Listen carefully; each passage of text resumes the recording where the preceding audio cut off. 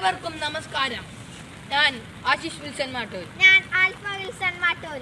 മഴയത്ത് കുളങ്ങളും തോടുകളും നിറഞ്ഞ സാഹചര്യത്തിൽ നീന്തൽ കുളിയുടെ ആവേശത്തിലാണ് കുട്ടികൾ. കുളി ഓവറാക്കണ്ടെന്നാണ് വാർത്തകൾ നമ്മെ ഓർമ്മപ്പെടുത്തുന്നത്. മുങ്ങിമരണം കൂടുന്ന സാഹചര്യത്തിൽ നീന്തൽ കുളിക്ക് അതീവ ജാഗ്രത വേണമെന്നാണ് പറയുന്നത്. നിവാരണ വിഭാഗത്തിന്റെ കണക്ക് പ്രകാരം കഴിഞ്ഞ വർഷം മുങ്ങി മരിച്ചത് 1200 പേരാണ്.